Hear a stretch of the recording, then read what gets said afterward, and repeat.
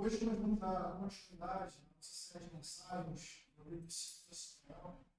Peço a que os irmãos abram a Bíblia, no capítulo de número 21. Nós vamos fazer a leitura do verso 1 ao verso 14. E vai ficar.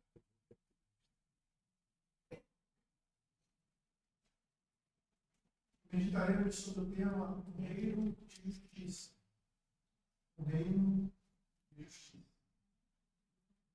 Na verdade, hoje, enquanto nós avançamos no capítulo 21, a gente começa a entrar em um novo bloco de capítulos que vai até os capítulos de 2 a 24. Hoje nós entramos na parte final do livro, né? A parte que coroa o livro de Cifra Samuel e apresenta ali um retrato tanto do caráter quanto do exercício real de Davi, né? O exercício de Davi como rei. Então, esses capítulos finais buscam dar para a gente um estado de que foi Davi, qual era o caráter de Davi, e como Davi serviu a Deus quanto rei de Israel. Então, hoje, nós vamos ver que Davi, né, nós já vimos anteriormente, mas aqui agora fechando o livro, Davi, apesar de todos os seus pecados, apesar de todas as suas falhas, Davi era assim, o rei ungido do Senhor, o rei escolhido pelo Senhor, portanto, um rei superior a Saul.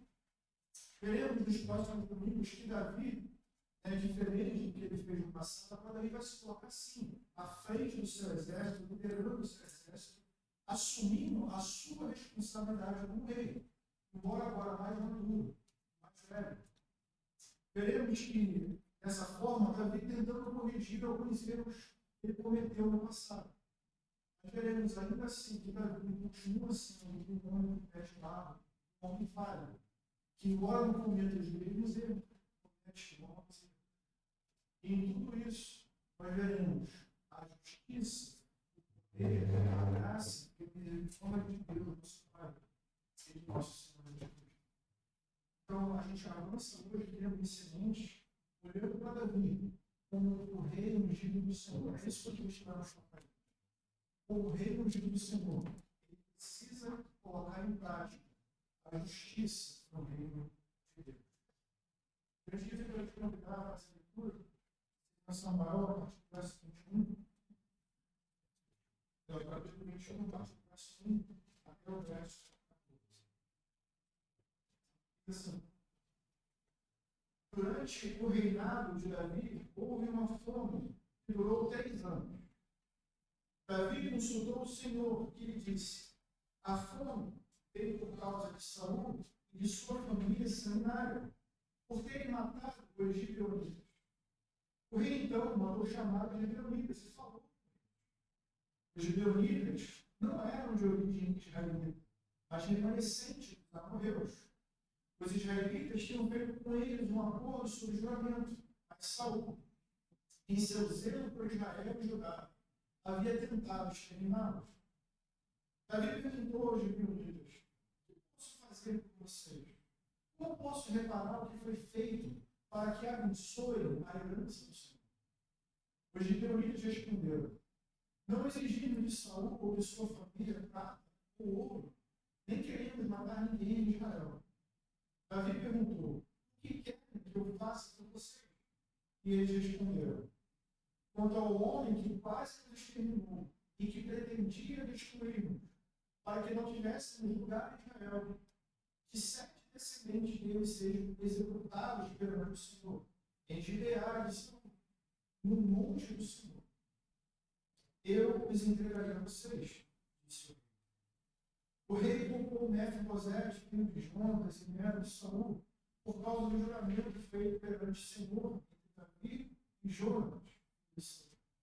Mas o rei mandou buscar Armoni e Mefibosete, os 2 filhos de Rispa, filho de Aiá, tinha dado a Saul. Com eles também os 5 filhos de Merari, filha de Saul, tinha dado a Adriel, filho de Barzilai e de ele os entregou aos gibeonitas, que os executaram no monte, perante o Senhor. Os 7 foram mortos ao mesmo tempo, os primeiros dias da colheita da cevada. Então Rispa, filha de Aiá, pegou um pano de saco e o estendeu para si sobre uma rocha. Desde o início da colheita até a caída das chuvas do céu sobre os povos. Ela não deixou que as aves de rapina os tocassem de dia e os animais selvagens à noite. Quando Davi foi informado que Isma, filha de Airá, concubina de Saul, havia feito, mandou recolher os ossos de Saul e de Jonas, tomando-os os cidadãos de Jabes e Gileade. Eles haviam roubado os ossos da praça de Bet-Sean, onde os filhos dos filisteus os tinham pendurado, no dia em que mataram Saul no monte de Gilboa. Davi trouxe de lá os ossos de Saul e de seu filho Jonas, recolhidos entre os ossos dos que haviam sido executados. Enterraram os ossos de Saul e de Jonas no túmulo de Quis, pai de Saul, e zelaram na terra de Benjamim. E fizeram tudo o que o rei tinha ordenado. Depois disso, Deus respondeu as orações da terra. Vamos orar? Mais uma vez?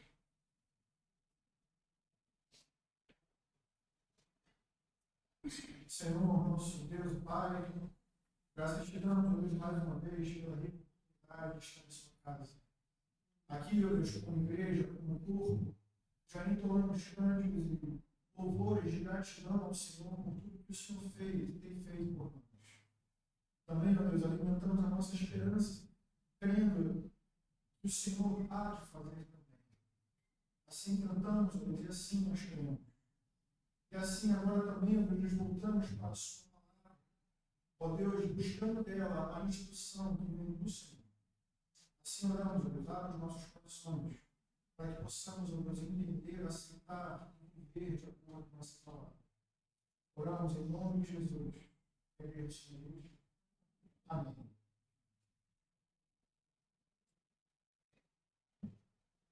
O texto que nós acabamos de ler, irmão, pode ser dividido em 4 partes. E assim que a gente vai estruturar essa semana.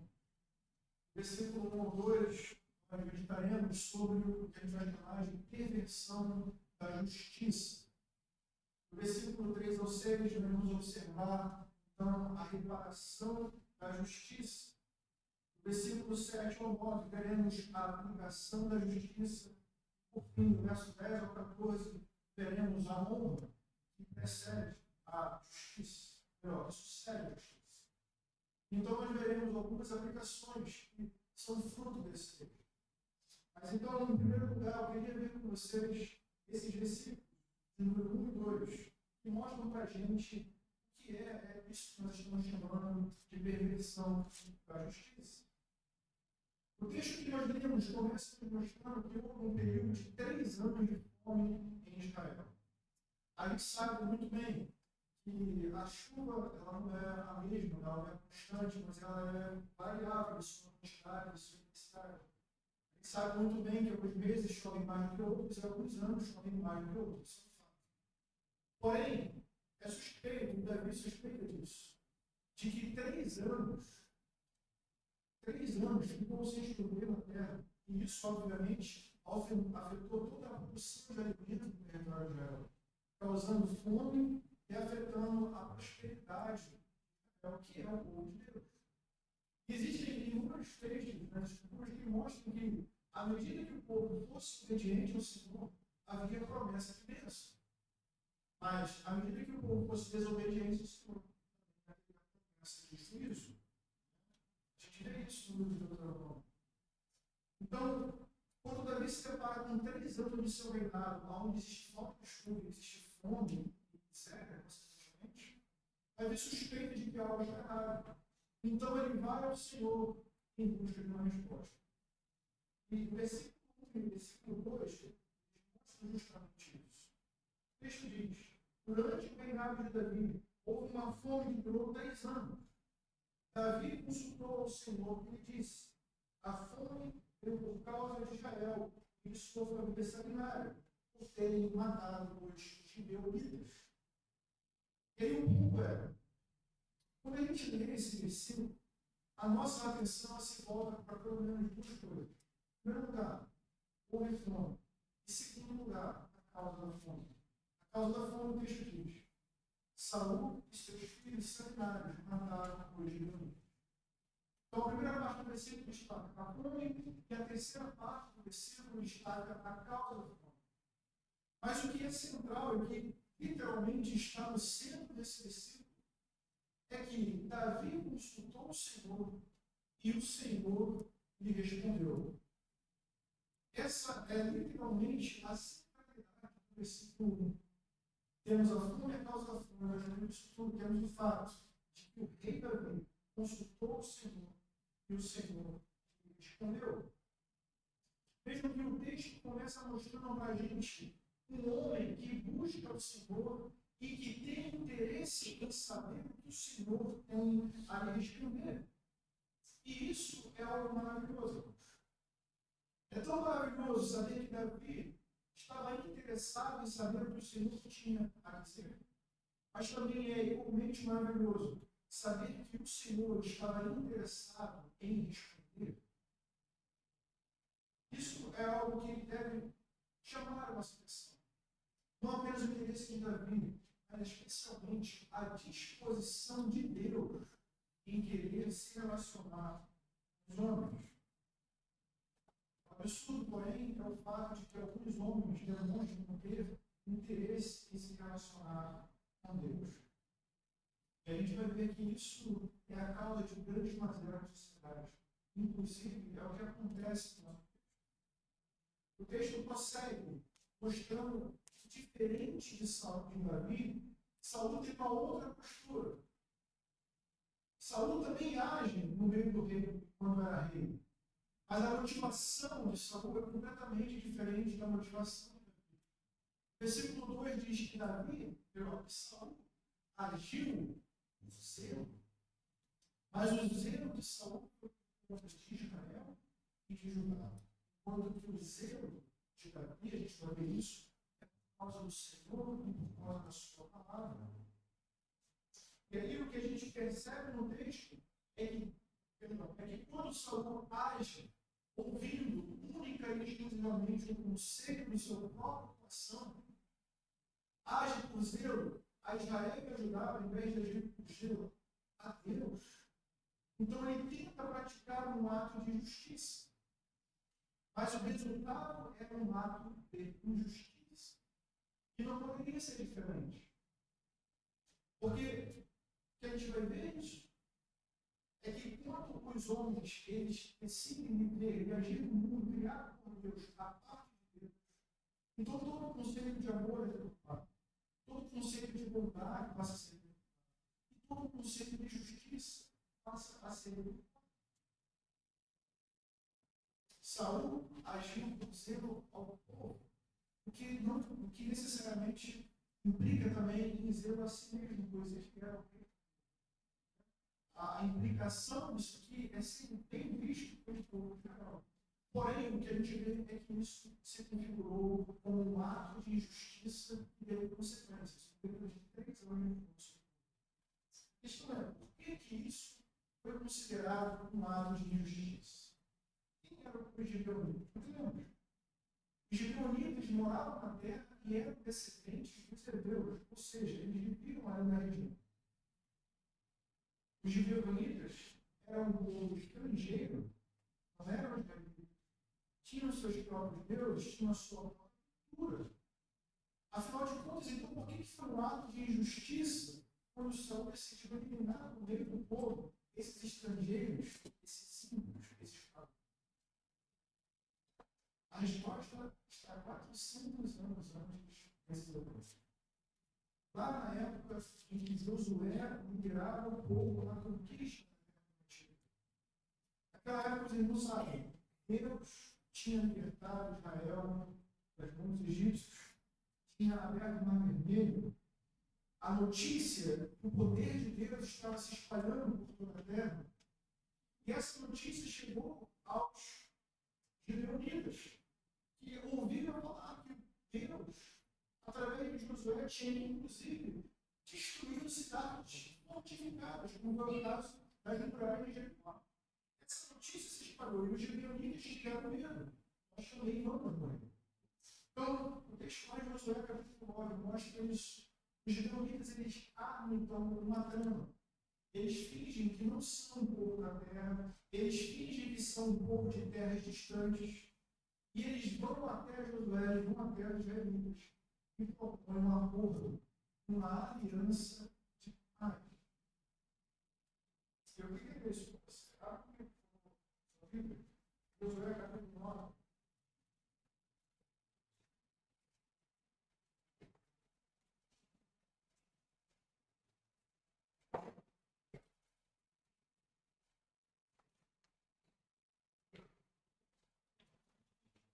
Versículo 14. Se vocês acham que eles firmaram um acordo de paz com os gibeonitas, vocês estão certos. Mas não é só isso. Olha o que diz a partir do versículo 14. Pois os israelitas examinaram as previsões dos hebreus, mas não consultaram o Senhor. Então Josué fez um acordo de paz com eles, garantindo poupar a vida. E os líderes da comunidade confirmaram o juramento. Vejam então que, muito semelhante ao que acontece em 2 Samuel, capítulo 21, é o que acontece aqui em Josué, capítulo 9. A primeira parte do versículo e o final, e o início também do versículo 15, mostram o que os israelitas fizeram e o que Josué fez. Mas a parte central mostra justamente aquilo que eles deixaram de fazer. Os israelitas examinaram as evidências. Josué selou o pacto, selou o acordo. Mas no meio disso tudo está aquilo que eles deixaram de fazer. Eles não consultaram o Senhor. E ao não consultar o Senhor, eles firmaram um pacto, uma aliança de paz com um povo que era um povo inimigo. E aí, irmãos, uma vez selado, o acordo foi selado diante do Senhor, esse acordo precisava ser honrado. Não era da vontade de Deus, mas eles selaram um acordo sem consultar o Senhor, na presença do Senhor. O pacto foi selado.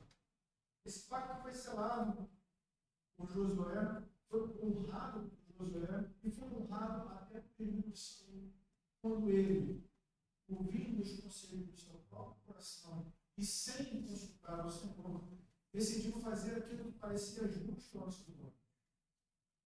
E ao fazer aquilo que parecia justo aos seus olhos, cometeu esse terrível ato de justiça.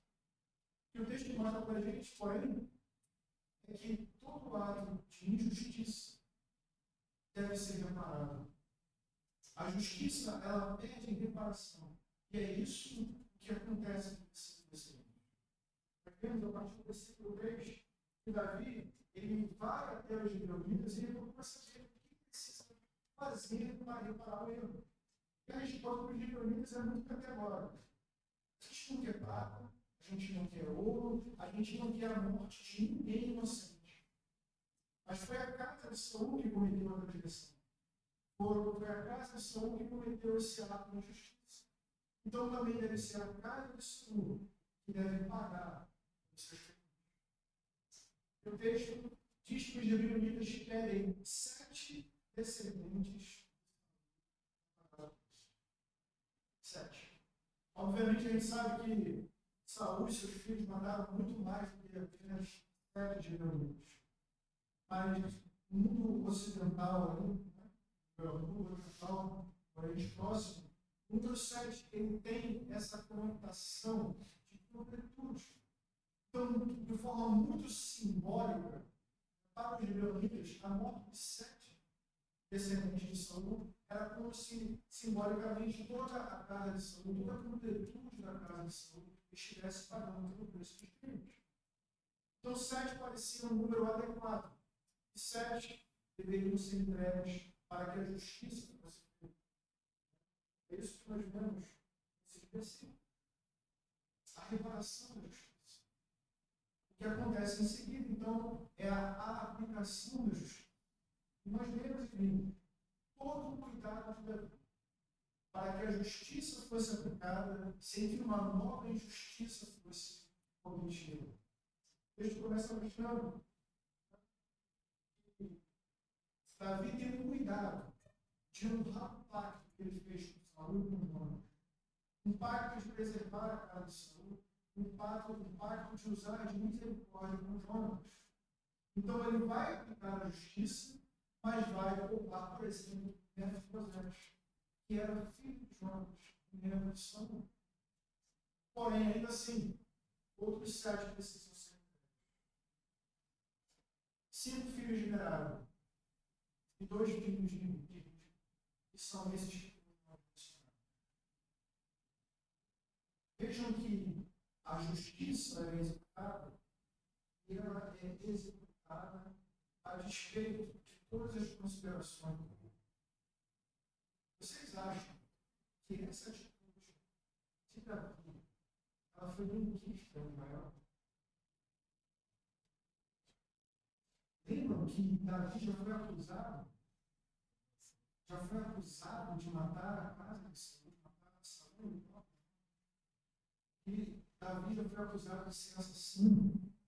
Agora imagine Davi entregando esses israelitas por causa de Jerusalém. Alguém facilmente poderia perguntar: será que Davi está do lado de Israel? Ou será que ele está do lado dos povos inimigos? E olha, quem são esses povos inimigos? Um povo que conquistou o direito de viver em Israel por causa de uma mentira. Parece justo. Parece justo que israelitas paguem o preço por causa de estrangeiros. Parece justo que os filhos do primeiro rei, que é a descendência do primeiro rei de Israel, padeça por causa de estrangeiros, ímpios, pagãos, mentirosos. Vejam que não é uma decisão simples a ser tomada. Vejam que é uma decisão muito controversa em termos sociais. Já tinha sido antes, apesar de Davi ser inocente. Imagine agora, Davi literalmente entregando 7 homens nas mãos do povo. Mas o que a gente vê no texto é que o zelo de Davi em obedecer à vontade do Senhor foi maior do que o zelo de Davi por Israel.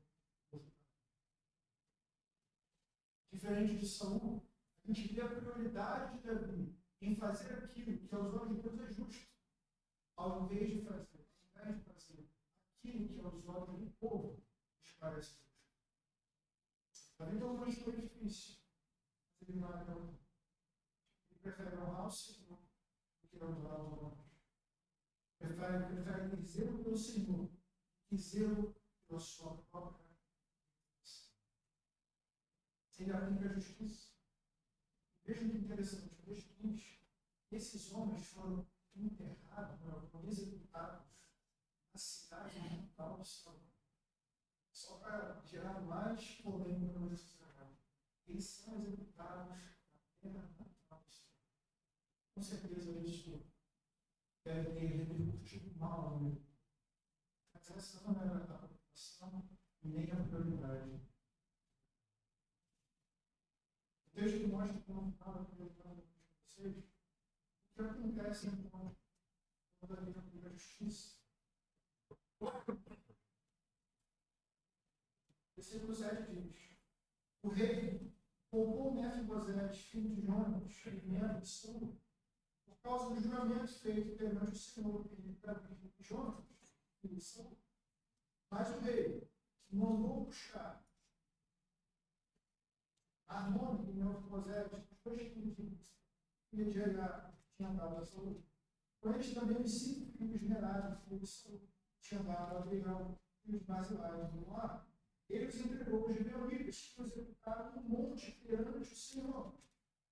Os 7 foram mortos ao mesmo tempo, nos primeiros dias da colheita da cevada.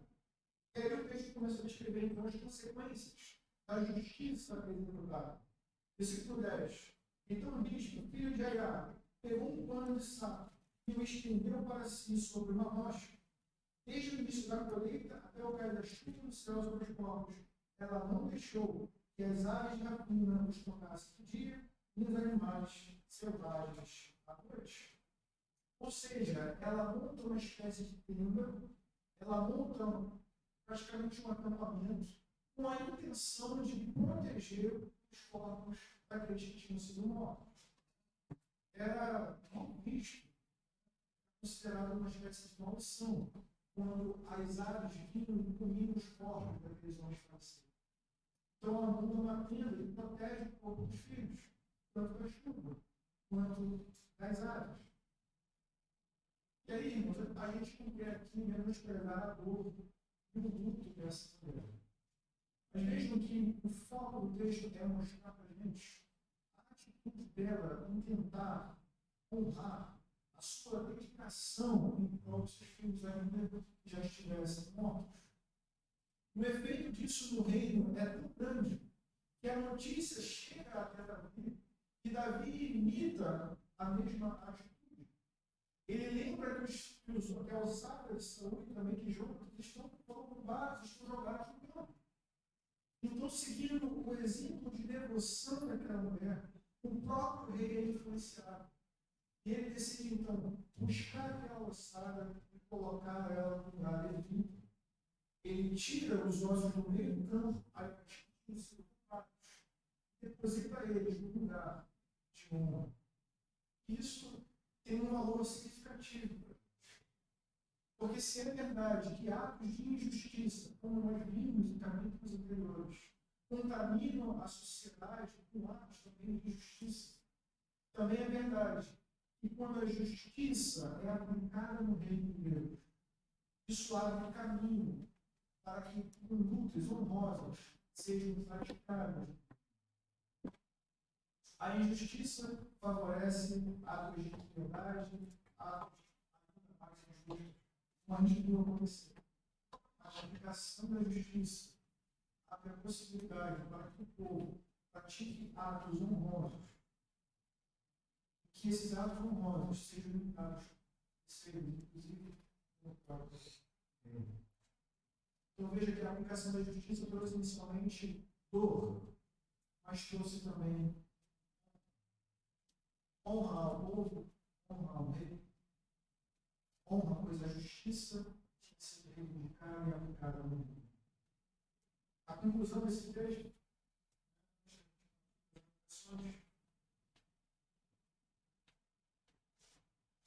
é que Davi, diferente do que ele fez anteriormente, quando ele deixou de aplicar a justiça do reino, aqui ele decide aplicar.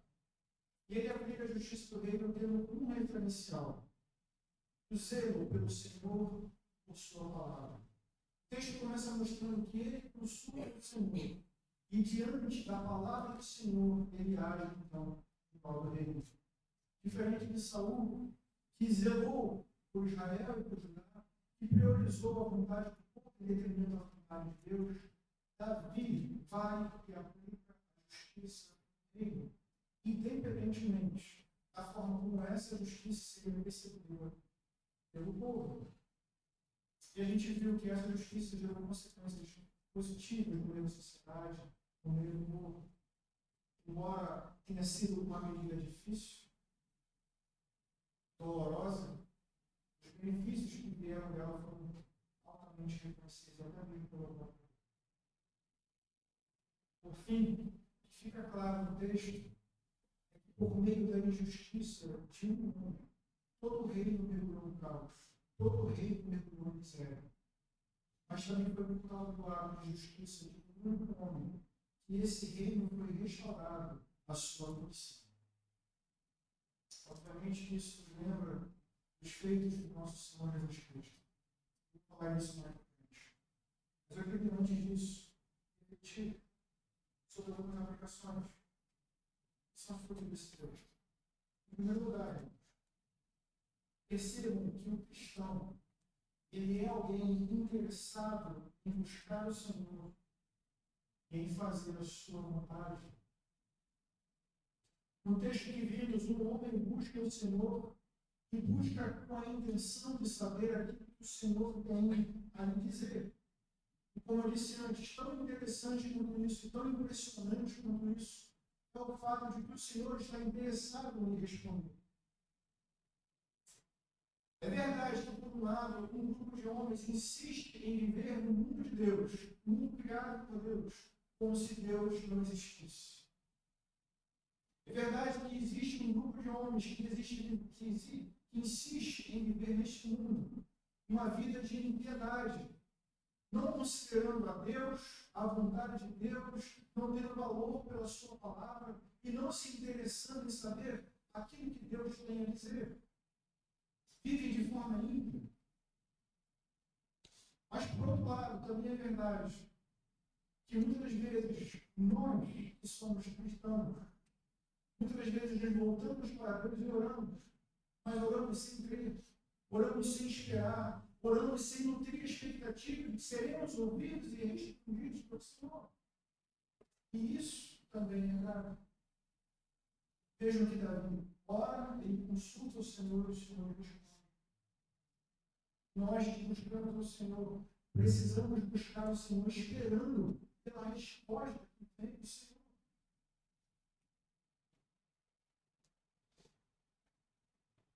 Não buscar o Senhor, não ir ao Senhor, revela para a gente, sim, um coração ímpio, um coração endurecido contra o nosso Senhor. Mas buscar ao Senhor sem esperar dele resposta, revela também um coração com um certo grau de incredulidade. Uma incredulidade que ofende o caráter amoroso e bondoso do nosso Deus. Um Deus que é pessoal e humano. Um Deus que é pessoal e que busca se relacionar conosco. Então, como podemos querer nos aproximar de Deus sem a expectativa de que Deus também quer se relacionar conosco? Como podemos querer nos orar a Deus sem crer que Ele está nos ouvindo e de que Ele há de nos responder? As duas coisas são erradas. É tão errado não buscar o Senhor quanto buscá-lo sem crer que Ele está nos ouvindo e há de nos responder. Precisamos nos aproximar como Davi fez, buscando o Senhor, mas também esperando ouvir dele a resposta. Nada diferente disso. Nós podemos fazer isso, devemos fazer isso, porque o nosso Deus é um Deus pessoal, que está interessado em se relacionar com o seu povo. Então, como foi lido no Salmo, podemos ouvir de Deus a sua instrução e viver de acordo com ela. Agora, em segundo lugar, percebam que o cristão, ele é alguém que é movido pelo zelo ao Senhor e por sua palavra. Nós vimos aqui o retrato de um homem que teve zelo por Israel e por Judá. Zelo, talvez até mesmo pela sua reputação no meio do povo, mas que não teve zelo pela própria vontade do Senhor. Obviamente, parecia a Saul muito mais interessante ser bem visto pelo povo, ter sua boa reputação, como um homem que praticou a justiça de acordo com seus próprios olhos. E isso teve consequências. Agora, o que a gente precisa se perguntar é: o que move o nosso coração? O que move o seu coração? O seu coração, as suas ações, elas são movidas por zelo ao Senhor e por sua palavra? Ou será que você age por zelo a si mesmo ou ao povo? Será que o que nos move, o que impulsiona as nossas ações, é o zelo pelo Senhor e por sua palavra? Ou estamos mais preocupados com a nossa reputação no meio da sociedade? O que te move é o zelo pelo Senhor e sua palavra? Ou o que dirão os seus amigos? Ou o que dirá a sua família? Haverá momentos em que você deverá escolher entre ter zelo pelo Senhor e sua palavra, ou ter zelo pela sua família e pelos seus amigos.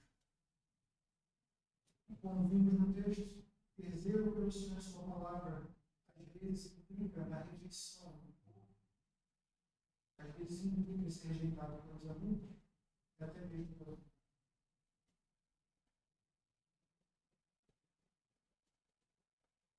Essa parece ser uma questão limitada. O texto que lemos aqui sobre as bem-aventuranças mostra isso. Perseguiram Cristo, perseguiram o nosso Senhor, perseguiram os profetas. como é que a igreja do Senhor pode esperar não ser perseguida? Como é que a igreja do Senhor pode esperar ser bem vista pela sociedade? Como é que a igreja do Senhor espera ser aceita? Como nós vimos a nossa sociedade, todos os homens, na verdade, quando eles rejeitam a Deus, quando eles rejeitam o que nós podemos conhecer de Deus, do seu caráter, de quem Ele é. Então, aí a impiedade. E a impiedade, meus irmãos, é a mãe de todas as mazelas da sociedade, inclusive a injustiça. Porque se perdemos o referencial de que Deus é o supremo, se perdemos o referencial da bondade de Deus, do amor de Deus, da justiça de Deus, então o que sobra é uma visão equipada do que é amor, do que é bondade, do que é justiça. Esses conceitos que nós temos a partir de saber a respeito de Deus, da sua palavra. Mas o que vemos na nossa sociedade é uma fraqueza, é uma relativização do conceito de amor. Porque não olham para o Deus que é amor. Há uma relativização do conceito de amor. Há uma relativização do conceito de Deus. E isso é porque estão negligenciando Deus e a sua palavra. Agora, se a igreja pretende ser um exemplo de amor, exemplo de bondade, exemplo de justiça, exemplo do que é ser uma pessoa misericordiosa, ela precisa ter sempre diante dos seus olhos Deus e sua palavra. Pois é de Deus e de sua palavra que a igreja recebe a instrução. E é a partir de Deus e de sua palavra que a igreja vive, da forma como se deve viver no reino de Deus. Olhando para Deus e olhando para a sua palavra. Agora, fazemos isso sabendo que haverá consequência. A questão é, estamos mais preocupados com que os homens pensam a nosso respeito, ou estamos mais interessados em saber o que o próprio Deus quer dizer a nosso respeito? O problema de Saul foi que o zelo de Saul por Israel ajudar foi maior do que o zelo de Saul pelo Senhor e sua palavra. Mas um cristão é alguém comprometido com Deus e sua palavra, ele faz isso sabendo que está sujeito à rejeição. Agora, em tempos tão difíceis como esse que nós estamos vivendo, em tempos tão difíceis como a igreja sempre viveu, vai viver isso bem, o que deve mover o nosso coração não é apenas a perspectiva do tempo presente, mas também a perspectiva do tempo que virá. O cristão, ele é alguém que vive hoje com a perspectiva do amanhã, com a perspectiva dos tempos eternos.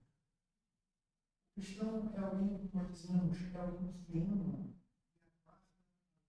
o Senhor. É alguém que sabe que só vai experimentar a verdadeira justiça no reino de Deus. Porque não há, nem haverá, nenhum rei que seja tão bom e tão justo quanto o nosso Senhor. Davi, por mais que tenha acertado em alguns momentos, não é o rei, não foi o rei que nós esperamos. Aliás, se continuamos esperando é porque não era Davi, talvez não foi nem outro grande homem da parte de Deus. Mas a igreja esperou até que Cristo veio, e em Cristo ela encontrou o seu verdadeiro Messias. Agora, olhamos para trás, a obra que Cristo realizou na cruz, mas olhamos também para a frente, aguardando a vida e a instalação plena do Senhor. Todos os cristãos que esperam viver ainda nessa terra a justiça plena, a justiça que só podemos experimentar no reino de Deus, antes de se frustrar. Porque nenhum homem que foi, nenhum que é e nenhum que virá será comparável ao nosso Senhor Jesus. Então, como postado no grupo da igreja, a nossa bandeira é a bandeira de Cristo. A nossa bandeira é o nosso Senhor e Salvador Jesus Cristo. Ele sim, plenamente Deus e plenamente homem, e homem perfeito. Viveu e aplicou a palavra de Deus de modo que ele é o nosso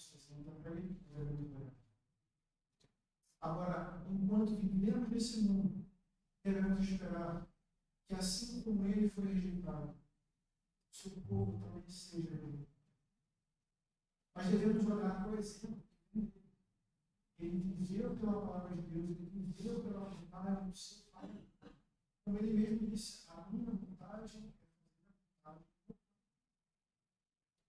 Nós, como os filhos de Deus, devemos ser uma coisa. Independentemente do que venhamos a experimentar. Mas vejam o que diz o texto de Filipe. Bem-aventurados os vós como eles perseguiram. Os perseguiram também os profetas e perseguiram também o próprio Cristo. Agora, vivamos a palavra de Deus. Nos entendemos cada vez mais para buscar a palavra de Deus, praticá-la, de forma que o Senhor seja honrado, o Senhor seja glorificado em nossas vidas, por meio de nossas palavras e também de nossas ações. Mesmo que sejamos rejeitados por amigos, mesmo que sejamos rejeitados por nossos familiares, que a palavra de Deus e o zelo do Senhor seja maior nas nossas vidas. Para encerrar, queria apenas lembrá-los da maravilhosa notícia a qual esse texto aponta. Já falei antes. Queria ler com vocês alguns versículos. Capítulo 5.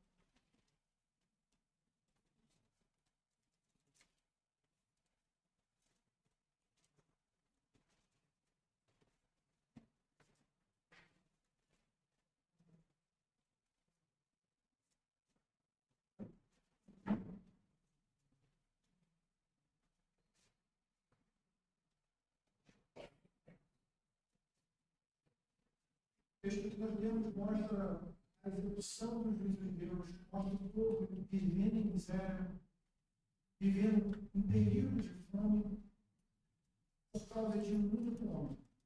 Saúl praticou um ato de injustiça e, por conta dos atos injustos de Saúl, toda a nação, todo o povo de Deus estava experimentando um período de dificuldade, um período de juízo. Mas vimos também, por causa dos atos de justiça de Davi, o rei ungido do Senhor, escolhido pelo Senhor. Esse povo pôde ser restaurado a um reino de justiça e viver então em plenitude. Obviamente que Jesus Cristo é maior do que Davi. Assim como por meio de Adão, é isso que nós vamos ver. Assim como por meio de Adão, o pecado e o mundo passou a viver em miséria, por meio de Jesus Cristo, nós fomos justificados e perdoados dos nossos pecados, restaurados plenamente ao reino do nosso Senhor. Versículo 12 diz isso, capítulo 5 de Romanos. Portanto, da mesma forma como o pecado entrou no mundo todo mundo, pelo pecado a morte, assim também a morte veio a todos os homens, porque todos pecaram. Versículo 18. Assim como uma só transgressão resultou na condenação de todos os homens, assim também um só ato de justiça resultou na justificação que traz vida a todos os homens. Logo, assim como por meio da desobediência de um só homem, muitos foram feitos pecadores, assim também, por meio da obediência de um único homem, muitos serão feitos justos. A lei foi introduzida para que a transgressão fosse ressaltada, mas onde aumentou o pecado, reinou a graça, a fim de que, assim como o pecado reinou a morte, também a graça reine pela justiça, para conceder vida eterna, mediante Jesus Cristo, nosso Senhor. Amém? Por favor, vamos orar.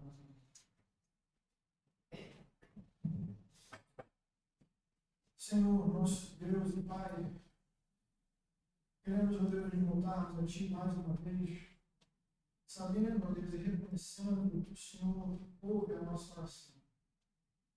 Graças te damos, ó Deus, porque sabemos que não estamos à toa aqui nesse momento, mas sabemos que o Senhor mesmo se faz presente em nosso meio. Acabamos de ler a Sua palavra, acabamos de meditar a Sua palavra, e, ó Deus, queremos hoje pedir a Ti O Senhor trabalha em nosso coração, trabalha em nosso caráter. Pois, infelizmente, Deus, muitas vezes queremos viver nossas vidas sem levar em consideração a Sua palavra. Queremos fazer, Deus, aquilo que parece reto e justo aos nossos olhos, mas fazendo assim, Deus, que grave erro cometemos. Queremos, Deus, te pedir perdão, pois às vezes somos muito mais influenciados por conceitos de bondade e justiça que não vêm do Senhor e da Sua palavra. Às vezes somos muito mais influenciados pelo zelo de amigos e familiares que não obedecem a Sua palavra. Às vezes somos influenciados por uma cultura, Deus, que vai de encontro à Sua palavra. Mas que o Senhor tenha misericórdia dos Teus filhos, da Tua Deus. Que nós possamos, Deus, sim, fazer como Davi fez. Consultar o Senhor e aguardar a resposta que vem do Senhor. E então viver e executar a vontade do Senhor, independentemente do que digam os homens. Que o nosso zelo por Ti, Deus, seja maior do que o zelo pelo povo. Que o nosso zelo por Ti seja maior do que o nosso zelo pela nossa própria reputação. Que o nosso zelo por Ti, Deus, seja maior do que o nosso conforto. Sejamos perseguidos, que soframos a injustiça, mas que possamos, Deus, viver de acordo com a Sua santa e poderosa palavra.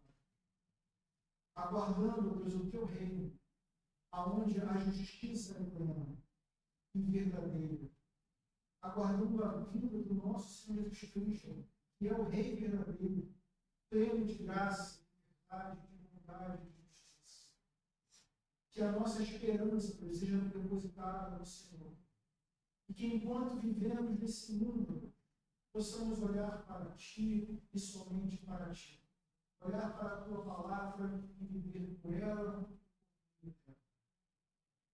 Como foi no passado, os Teus filhos, os profetas, foram perseguidos.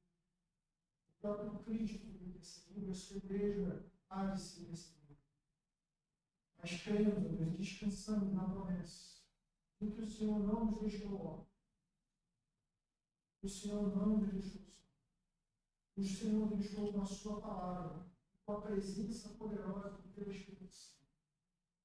Então, Deus, que possamos caminhar firmes em Sua palavra, firmes na rocha, firmes olhando para o alto, e aguardando a vinda do nosso Senhor.